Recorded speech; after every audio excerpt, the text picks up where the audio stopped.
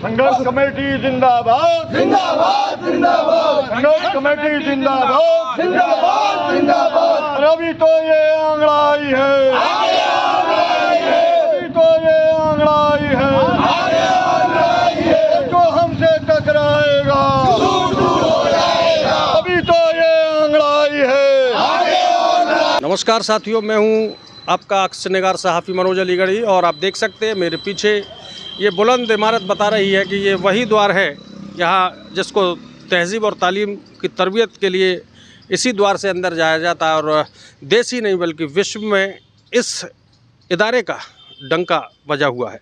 मेरे साथ में हैं फैसल गांधी साहब जो संरक्षक हैं संघर्ष कमेटी के, और दूसरे साथी हैं उनके ज़की अहमद साहब संयोजक हैं, और तीसरे हैं रेहान अहमद साहब सह संयोजक नॉन टीचिंग एसोसिएशन का, जो लगातार 17वें दिन, जी हाँ बिल्कुल गौर से सुन लीजिए, 17वें दिन प्रदर्शन जारी है और लगातार लोग अनशन पर बैठ रहे हैं, बाहर प्रदर्शन पर बैठ रहे हैं। अपनी मांगों को लेकर पिछले दिनों से समय पर वेतन ना आना, नॉन टीचिंग के जो कर्मी हैं उनकी नौकरी पर सवालिया निशान लगना, और ऐसे एक दो नहीं बल्कि 3,500 लोग हैं। आइए इस मुद्दे पर गहनता से बात करते हैं। अलीगढ़ मुस्लिम विश्वविद्यालय का प्रशासन इनको हर बार लॉलीपॉप हाथ में थमा देता है, वहीं पर ये लोग आखिर क्यों प्रदर्शन के लिए मजबूर हो रहे हैं? आखिर इतना लंबा अभी तक अलीगढ़ मुस्लिम विश्वविद्यालय में इतना लंबा प्रदर्शन नहीं हुआ है, लगातार 17 दिन, और आज 17वां दिन है। आइए हम बात करते हैं संरक्षक जनाब मोहतरम फैसल गांधी साहब से। सर, आपका स्वागत है। नमस्कार भाई साहब, और स्वागत है आपका। आज हमारा 17वां दिन है धरने का।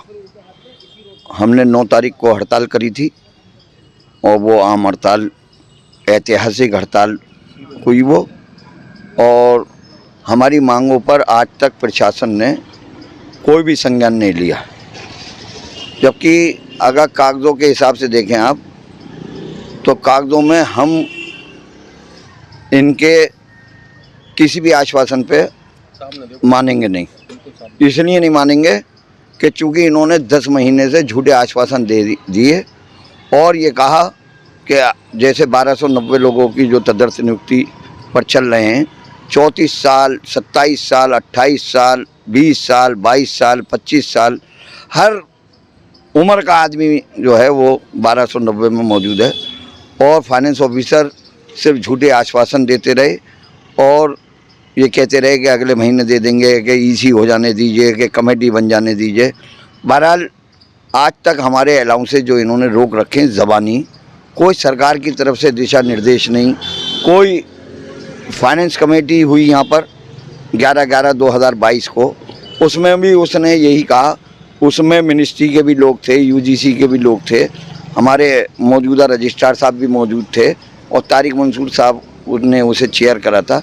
उसमें भी उसने यही कहा था कि जब तक 31 में पैसा हम कॉन्ट्रेक्चुअल एम्प्लॉय का, ये जनाब मोहतरम 31 और 35 आखिर है क्या, इस विस्तार से बताएं। बहुत से लोग समझ नहीं पा रहे हैं आपकी बात को, जो भी राजनीति के गलियारों में लोग बैठे हुए हैं, सिविल प्रशासन है या अमूवी प्रशासन है, थोड़ा क्लियरिटी होनी चाहिए। प्रशासन अमूवी का अक्सर विज्ञप्ति के माध्यम से कह दे रहा है कि हमने सैलरी समय पे दे रखी है, यूजीसी की गाइडलाइन है, इसलिए इनको परेशानियों का सामना करना पड़ रहा है। आखिर ये 31 और 35 है क्या, विस्तार से बताएं। देखिए 3 तरीके के यूजीसी ने जो है वो हेड ऑफ अकाउंट बनाए।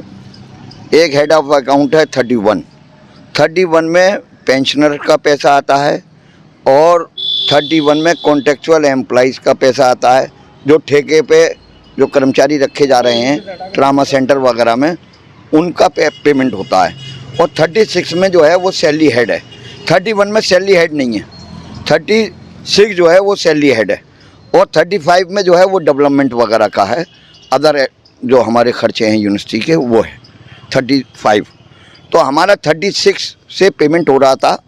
ये आज तक जब हमारी बात हुई दिसंबर में, तो ये कहा, एफओ साहब ने ये कहा कि मुझे तो खुद नहीं मालूम कि 31 और 36 है क्या, और मेरे पास तो साइन हो कराने के लिए जीएफओ सैलरी आ जाते हैं और मैं साइन कर देता हूँ, और उसके बाद जो है वो आपका पेमेंट हो जाता है। तो मेरा कहना यह है कि 36 जो है वो सैलरी हेड है, हमारे एडहॉक एम्प्लॉय का भी पेमेंट उसी से हो रहा था। आपने 31 में तो आप पेमेंट कर ही नहीं सकते, दैट इज़ टोटली इलीगल। तो ये जो इनलीगल जो शब्द यूज कर रहे हैं वो 36 है क्या? थोड़ा सा चूंकि आप सरकारी मुलाजिम हैं, लिखा पढ़ी में पूरा मामला रहता है, थोड़ा सा एक एक पॉइंट करके बताएं। ये consideration for of the revise budget estimate for the year 2022-23, ये बजट है यूनिवर्सिटी का हमारा, ये फाइनेंस कमेटी की मीटिंग के मिनट्स हैं। इसमें सैलरी OH 36 में है, जिसमें लिखा हुआ है faculty, non faculty, nursing dress allowance for nursing officers, other component में हमारे सारे अदर अलाउंसेज आ जाती हैं। दूसरा ये कि 31 में जो है वो रिकरिंग हेड है ये, और इसमें pension for faculty and non faculty, new pension scheme, debit balance for the year 2001-2002, non salary item, one time grant for repair of heritage building, internal income for net fellowship, ये सब जो है ये 31 में डिफाइंड है और 36 में defined है आपका सैलरी। दूसरी बात ये UGC की तरफ से हमारे FC में जो लोग आए थे, मैं ज़रा सा उसका भी ब्रीफ कर दूं। फाइनेंस कमेटी में कौन कौन लोग होते हैं? फाइनेंस कमेटी में तारिक मंसूर साहब एज ए वाइस चांसलर उन्होंने चेयर करा, मोहम्मद गुल्लेश साहब जो अब ऑफिशिएटिंग वाइस चांसलर हैं वो PVC थे, उन्होंने वो थे। मोहम्मद रिजवान साहब IRS हैं, director finance, integrated finance division, department of higher education, ministry of education, New Delhi, ये मिनिस्ट्री की तरफ से थे। और Praveen Kumar Saxena under secretary, central universities, department of higher education, ministry of education, New Delhi. और mister V Talreja under secretary university grant commission, Bahadur Shah Zafar Marg, Nai Delhi, ये UGC के नुमाइंदे थे। अभिनव अरुण सोनकर जो हैं ये head of the department and department of general surgery, King George medical university, Shah Mina road, Chowk, Lucknow, ये reactor nominee हैं, जो गवर्नर का नॉमिनी होता है, ये EC के मेंबर हैं। एक EC के मेंबर अरुण सोनकर जी हैं, एक प्रोफेसर मोहम्मद नासिर ज़मीर कुरैशी हैं जो कॉमर्स के डीन भी हैं, और एक मोहम्मद इमरान साहब हैं हमारे IPS रजिस्ट्रार महोदय हैं, जो कि स्पेशल इन्वाइटीज़ बुलाया गया था उन्हें, और एक प्रोफेसर मोहम्मद मोहसिन साहब हैं जो फाइनेंस ऑफिसर हैं और वो कन्वीनर भी हैं फाइनेंस कमेटी के और एक्स ऑफिसर सेक्रेटरी भी हैं। इन सब के ये सब लोग मौजूद हैं, उसके ये मिनट्स हैं, मैं आपको मिनट्स भी दिखा दूं, समझे। उसमें इन्होंने अगर आप देखें तो इन्होंने साफ साफ लिखा है पेज नंबर 12 पर कि the UGC is not providing separate funds under object head 31 for meeting the expenditure of payment of salary, wages of contractual teaching and non-teaching staff. The matter has discussed in the meeting and it was decided that as and when the UGC will provide additional funds for meeting the expenditure under the head recurring 31 for the above purpose, the expenditure will be booked under object head 31 as desired by the UGC। जैसा UGC चाहती है। Actual में क्या है कि हमारा जो salary head है 36, उसमें इन्होंने ठेके के कर्मचारियों को पेमेंट कर रहे थे। जो आपने अभी बताया, इसमें मेरी समझ में ये आया कि जो एक्स्ट्रा वर्क हो रहे हैं, प्रॉपर्टी पर पेच वर्क हो रहा है, या बहुत से अतिथि सत्कार हो रहे हैं, या फ्लैक्स झंडे बैनर लगवाने, या किसी साथी की विदाई समारोह है, उसमें खर्चे जुड़ जाएंगे। लेकिन ये एक ठेकेदार वाला कुछ शब्द इसमें आया है कि ठेकेदारी के जो अंडर में जो पेमेंट आप ठेकेदार के अकाउंट ट्रांसफर जो करना चाहिए, वो थोड़ा सा विस्तार से बताएं। हाँ, आपकी बात थोड़ी पकड़ रहा हूँ। हाँ देखिए, ऐसा है मनोज भाई, 31 जो है वो ठेकेदार को जो पेमेंट कर रहे हैं 220 हमारे ट्रामा सेंटर में गवर्नमेंट ऑफ इंडिया ने जब ट्रामा सेंटर को सेंक्शन करा था तो उसमें 220 पोस्टें हमारी कॉन्ट्रेक्चुअल थी। हमारे यहाँ टीचर जो है वो कॉन्ट्रेक्चुअल पे रहते हैं। इन्होंने क्या हरकत करी कि इन्होंने सैलरी हेड से उनका पेमेंट करना शुरू कर दिया। उस पर UGC को आपत्ति हुई और UGC ने कहा कि आप 36 से पेमेंट नहीं कर सकते, आप 31 से पेमेंट करेंगे ठेकेदार को। आप हम ठेके के कर्मचारी नहीं हैं, 1290 ठेके के कर्मचारी नहीं हैं। वो पिछले 34 साल से आपके एक प्रोसीजर के थ्रू, एडहॉकिज्म के थ्रू वो सैलरी पा रहे थे, उन्हें अलाउंसेस मिल रहे थे, सारे बेनिफिट मिल रहे थे। सिर्फ टेम्परेरी एम्प्लॉय में और परमानेंट एम्प्लॉय में सिर्फ एक चीज़ का फ़र्क है, वो है मेडिकल लीव। टेम्परेरी एम्प्लॉय जो है वो मेडिकल लीव नहीं ले सकता, यानी कम्यूटेड लीव, और वो हाफ पे जिसे कहते हैं, और परमानेंट एम्प्लॉय को वो कम्यूटेड लीव का एंटाइटल है। बाकी उसके ना तो अलाउंसेज, ना चिल्ड्रन एजुकेशन अलाउंस, ना एलटीसी, ना पीसीए, ना अदर अलाउंसेस, समझे, रिस्क अलाउंस, मतलब कोई भी हमारा जो परमानेंट को मिलते हैं वही टेम्परेरी को मिलते चले आए आज तक। 2022 दिसंबर तक इन्होंने करा, उसके बाद इन्होंने 1 जनवरी 2023 से इन्होंने हमारा बिना किसी सरकारी आदेश के, बिना किसी यूजीसी के, बिना किसी वाइस चांसलर के ऑर्डर के, बिना किसी रजिस्ट्रार के ऑर्डर के, बिना किसी फाइनेंस ऑफिसर के, इन्होंने ज़बानी हमारे अलाउंसेस रोक दिए। इस पे हम 23 से लड़ रहे हैं, जनवरी 23 से लड़ रहे हैं। जब हमने देख लिया कि अब यह हमारी बात नहीं मान रहे, हमने पूरे लोकतांत्रिक तरीके से हमने कागज़ों में इनसे 4-4 घंटे डिबेट कर ली, लेकिन ये इस बात को मानने को तैयार नहीं। तब फिर मजबूरी में आके हमने 28 तारीख को इन्हें एक नोटिस दिया, और उस पर फिर हमने आके, जो हमें संविधान में एक अधिकार मिला हुआ है हड़ताल का और धरने का, वो हमने धरने पर आकर हम 28 तारीख को बैठ गए। हमारे 2 आदमी रोज़ बैठते हैं, उसके बाद हमारे लोग आते जाते रहते हैं। रोज़ की तकरीबन 1000 आदमियों की रोज़ की अटेंडेंस है हमारे पास। और उसके बाद फिर हमने यहाँ पर एक आम सभा करी सारे कर्मचारियों की, और हमने ये कहा कि भाई हमें इतने दिन हो गए बैठे हुए, अब आप लोग बताइए। तो आम सभा में ये सर्वसम्मति से फैसला हुआ कि एक दिन आम हड़ताल कर ली जाए, जिसमें कि मेडिकल और असेंशियल सर्विसेज छोड़ दी जाएँ। तो उसको छोड़ के हमने सारी जो है वो हड़ताल हुई, और वो एक ऐतिहासिक हड़ताल है। वो स्वर्ण अक्षरों में 9 तारीख लिखी जाएगी नॉन टीचिंग कर्मचारियों के, जब भी ये जिक्र आएगा तो ये हड़ताल याद की जाएगी।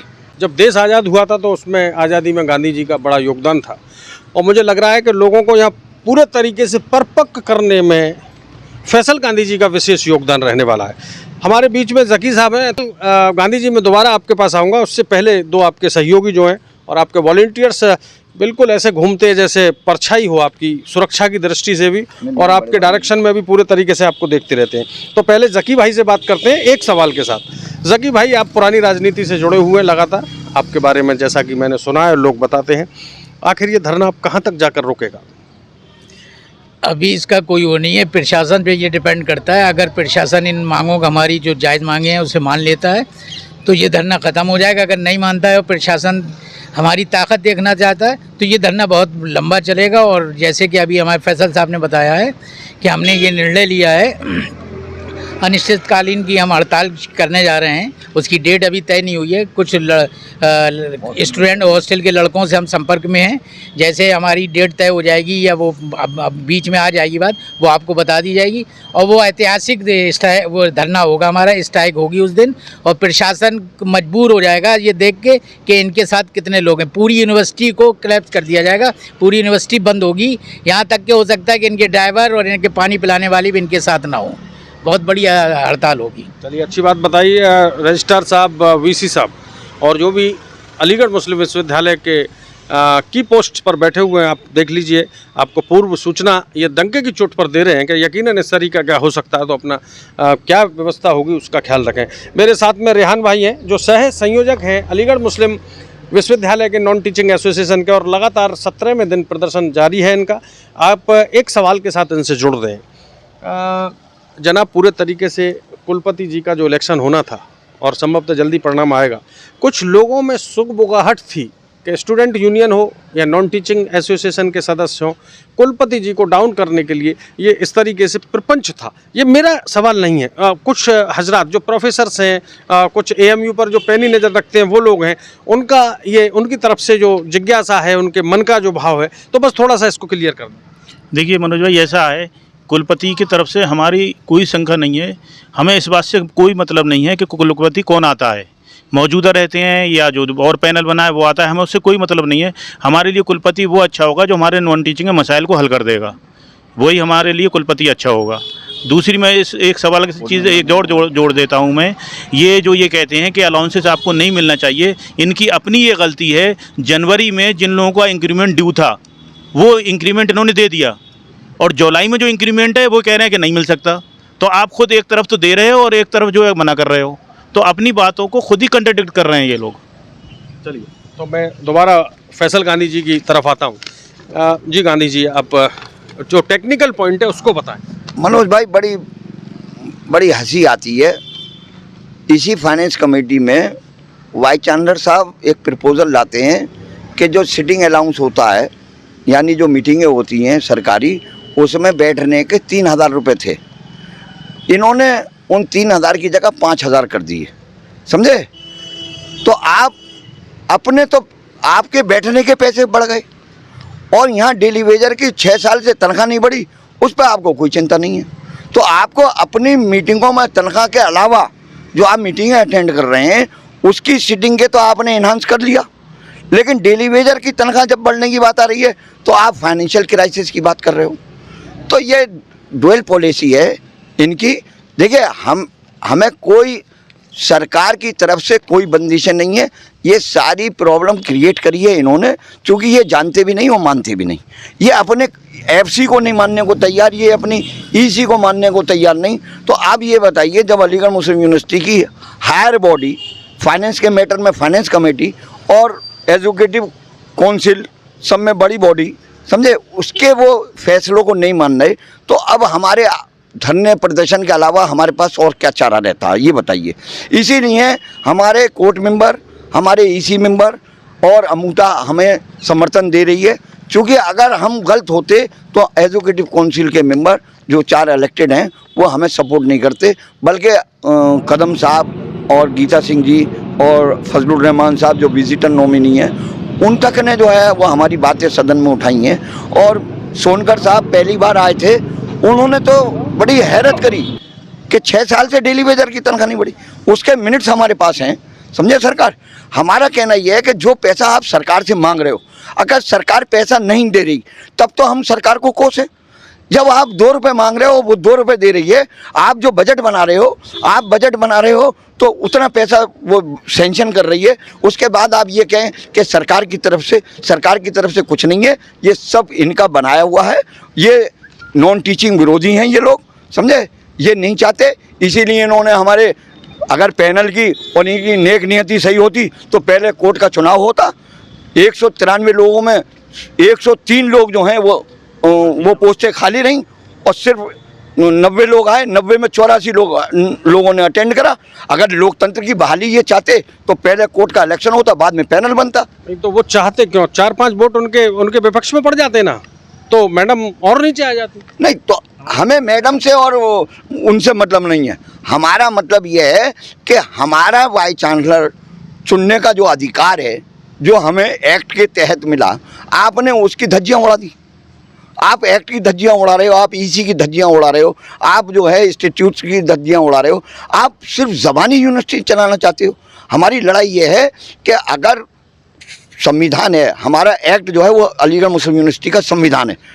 यूनिवर्सिटी चलेगी एक्ट के तहत, ऑर्डिनेंसेस के तहत। अब आपको मैं दूसरा इशू बताता हूँ, सीआरआर का। सीआरआर से पहले एक छोटी सी मैं बात पूछना चाह रहा हूँ। जो अमाउंट दिखा रहे थे अभी वो सैलरी का, थोड़ा सा मैं उसे पढ़ नहीं पाया, आप अपने शब्दों में बताएं टोटल अमाउंट कितना आ रहा है? 17,81,77,066 टोटल हेड जो है, समझे। और ये एक्सपेंडिचर इनका ये 2023 का है, ये 22 का है, ये 23 का है। 23 में इन्होंने जो पैसा मांगा है, देखिए आप इनकी, मैं यही कह रहा हूँ कि ये 31 में जो मांग रहे हैं, इसमें ये देख लिया आप। 36 में क्या मांग रहे हैं? फैकल्टी, नॉन फैकल्टी के टीचिंग का कितना पैसा लगेगा, नॉन टीचिंग का कितना चाहिए, नर्सिंग का अलाउंस का कितना चाहिए, ये 36 का चल रहा है मामला। एलटीसी कितना चाहिए, लीव इंकेशमेंट। हमारा कहना ये है कि हमारा लीव इंकेशमेंट, हमारा एलटीसी, हमारा चिल्ड्रन एजुकेशन अलाउंस, हमने 2021 में जो अपने बच्चों की पढ़ाई पर खर्च करा, जो हम एलटीसी घूम के आए सरकार की नीति के तहत, हमारा वो पिछला पेमेंट आप 2022 में या आप करंट में कैसे रोक लोगे? आपने सरकार से मांगा, सरकार ने दे दिया। इसका मतलब ये जो सरकार से हमारा पैसा आया हमारी मदद के लिए, आपने वो कहीं और इस्तेमाल कर लिया।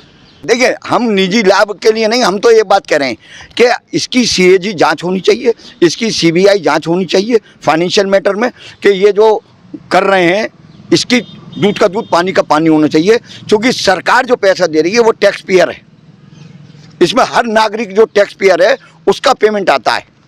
अब आप सीआईडी की जांच की बात कहेंगी तो बहुत सारी दर खुल जाएंगी। वैसे ही संकट में अलीगढ़ मुस्लिम विश्वविद्यालय रोज समाचार पत्रों में टीवी पर घूम रहा है और सीबीआई जांच का नकूता और डाल दिया आपने, तो हो सकता है नई नई समस्याएं पैदा हो। नहीं, देखिए, जो कल्प्रिट है, जो इस सारी समस्या की जड़ है, उसे जेल में होना चाहिए।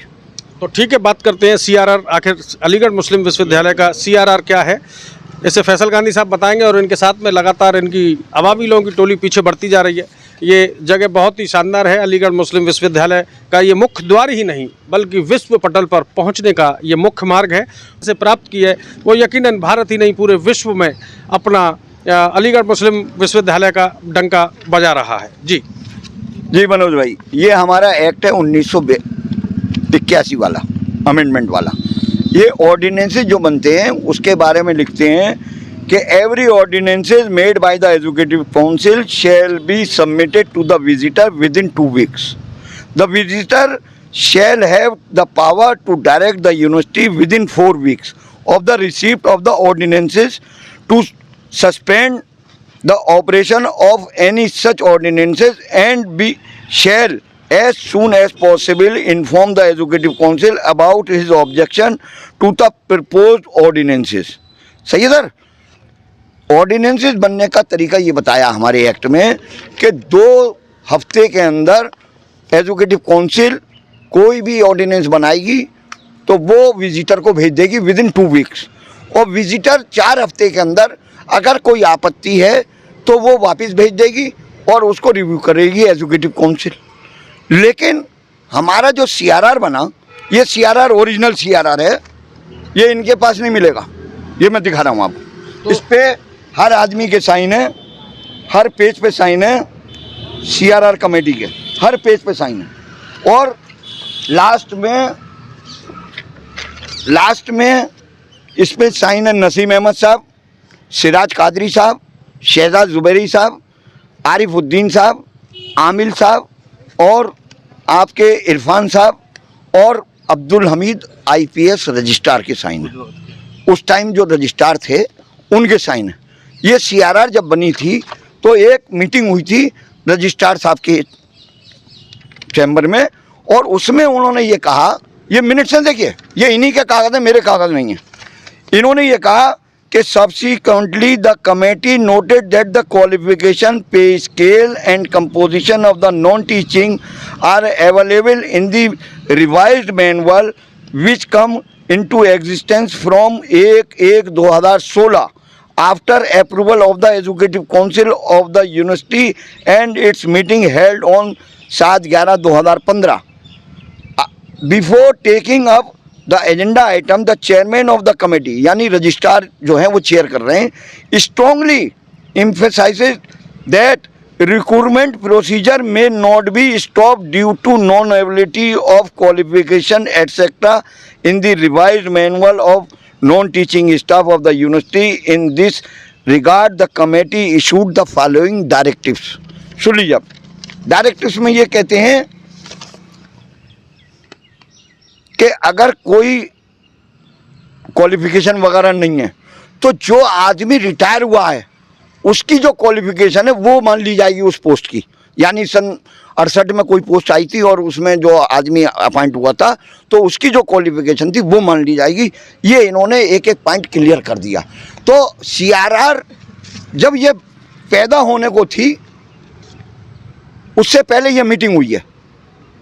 जब ये बात तय हो गई कि सीआरआर जब तक नहीं बनेगी, जब तक अप्रूवल नहीं होगा, तो जो हमारा पुराना मैनुअल है 1988 का और 2015 का रिवाइज्ड, उसके मुताबिक जनरल सिलेक्शन कमेटी और डीपीसी और कंपनसेट ग्राउंड के अपॉइंटमेंट होंगे। लेकिन ये 2020 का लेटर मिनट्स हैं, ये 2013 अप्रैल ये 13 अप्रैल 2022 को CRR अप्रूव्ड होती है 1903 से by the Tariq Mansoor vice chancellor VC साहब के पास जो स्पेशल पावर होती जी। और इन्होंने लेटर लिखा the secretary government of India ministry of education department of higher education Shastri Bhawan edition of new chapter of L of the ordinances executive relating to cadre recruitment rules of the non-teaching staff of Aligarh Muslim university. ये इन्होंने एक letter भेजा है कि 1903 से ये CRR approved हो गई।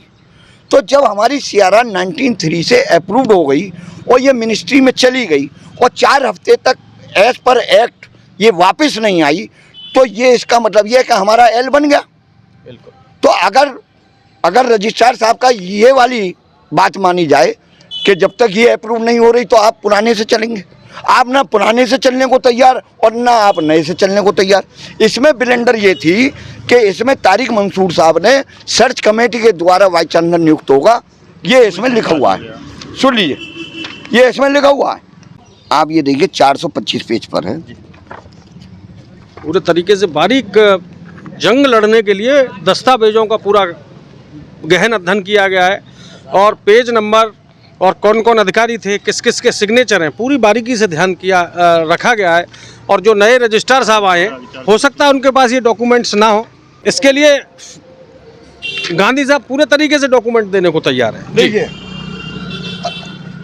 मनोज भाई, ये प्रो वाइस चांसलर ऑफिस का ये प्रो वाइस चांसलर की क्वालिफिकेशन है। पेज नंबर क्या है गांधी जी? ये पेज नंबर है 426 जी, बताइए। CRR पे द प्रो वाइस चांसलर। अब ये सुन लीजिए आप, educational and other qualification required for direct recruitment. इन बेवकूफ़ों को ये नहीं मालूम कि प्रो वाइस चांसलर का डायरेक्ट रिक्रूटमेंट नहीं होता।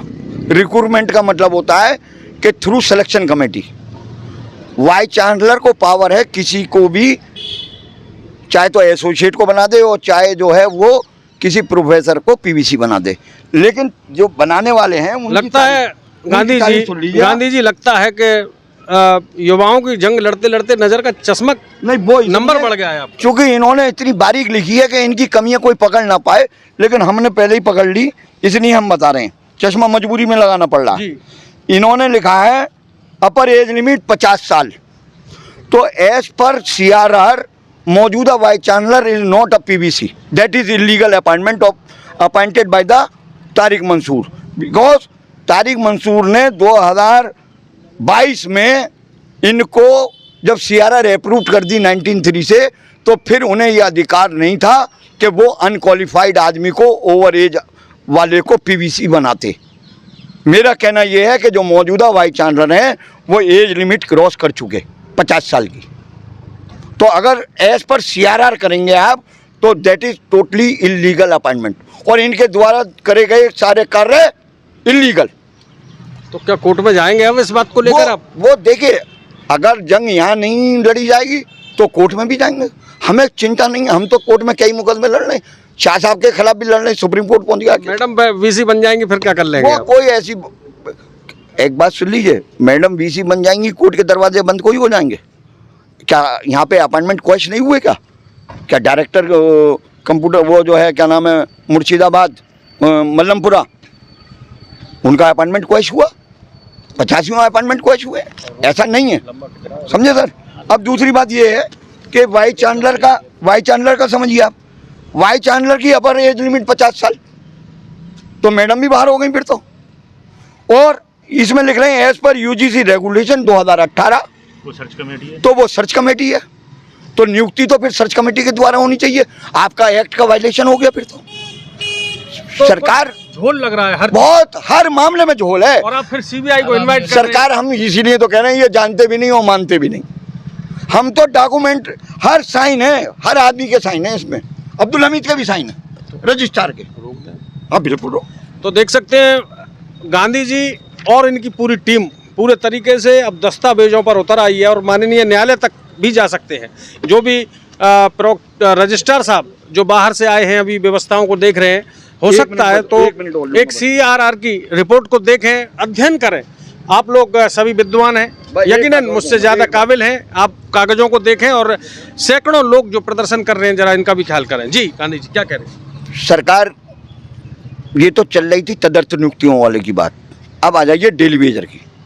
डेली वेजर की 1 मई 2013 को डिप्टी रजिस्ट्रार करामत अली का एक ऑर्डर है, the vice chancellor in exercise of the power vested him under section 19(3) of AMU act 1920 has approved on behalf of the educative council the adoption and implementation of office memo number such and such 23/1/2012 from the government of India ministry of personnel regarding applicability of revised group D pay scale to casual laborer with temporary status as printed over leaf। Manoj भाई, ये 2013 हम daily Vaser की लड़ाई जब अफजल साहब registrar थे जब से लड़ रहे हैं। इन्होंने कहा कि हम गवर्नमेंट का ऑर्डर नहीं मानेंगे, हम UGC का मानेंगे। हम UGC में लड़ते रहे। UGC में MS यादव साहब थे शिकोहाबाद के, वो जब यहाँ आए हमारी मुलाकात हुई। 2008 में उन्होंने एक लेटर रजिस्ट्रार अलीगढ़ मुस्लिम यूनिवर्सिटी को भेजा 2008 में, और वो ये कहता है रिकमेंडेशन ऑफ 6 सेंट्रल पे commission applicability for revise group D पे scale of casual labourer with temporary status. अगर ये 2700 डेली वेजर आज भुखमरी के कगार पर हैं और ये डिमांड कर रहे हैं कि हमारी 6 साल से तनख्वाह नहीं बढ़ी, अगर ये ऑर्डर 19(3) का लागू हो गया होता टाइम पर, तो ये हर 6 महीने के बाद इनका जो है DA बढ़ता रहता, तो इनका अपना भी तनख्वाह बढ़ती रहती। 6 साल से आपने तनख्वाह भी नहीं बढ़ाई। आप बंधुआ मजदूर रखना चाहते हो, आप बंधुआ मजदूर रखना चाहते हो, आप सरकार की नहीं मानने को तैयार, आप UGC की मानने को तैयार नहीं, आप वाइस चांसलर ने 19(3) से कर दिया, आप उसे मानने को तैयार नहीं। भाई तो फिर 19(3) खत्म कर दो एक्ट से। तो सिलसिला लंबा जारी रहेगा और अब हम लेते हैं एक अल्प विराम। अगली बार गांधी जी, चूँकि बहुत सारे कागज़ हैं, लंबी चर्चा होगी, आज इतना ही रोकेंगे और अगली मुलाकात में जो बचे हुए दस्तावेज हैं यकीनन PVC साहब, VC साहब और रजिस्ट्रार साहब उसको गहनता से अध्ययन करें, उनकी बातों को समझें और लगातार इनका जिस तरीके से ज्वालामुखी धधक रहा है, बस फूटने ही बाकी है, तो उससे पहले उसको डैमेज कंट्रोल कर लिया जाए तो बेहतर रहेगा। अन्यथा चींटियों की तरह लोग इनके कार्यकर्ता या मूवी कर्मी बराबर बढ़ते चले जा रहे हैं प्रदर्शन में। पिछले दिनों देखा अपने हज़ारों की तादाद में प्रदर्शनकारी मौजूद थे अलीगढ़ मुस्लिम विश्वविद्यालय के प्रशासनिक भवन पर, और यकीनन इनका गुस्सा अंदर ही अंदर पनप रहा है। मैं हूँ आपका अक्सनिगार सहाफ़ी मनोज अलीगढ़ी। बेहतर मुद्दों के साथ जल्द से जल्द मुलाकात करेंगे। बहुत बहुत धन्यवाद, शुक्रिया।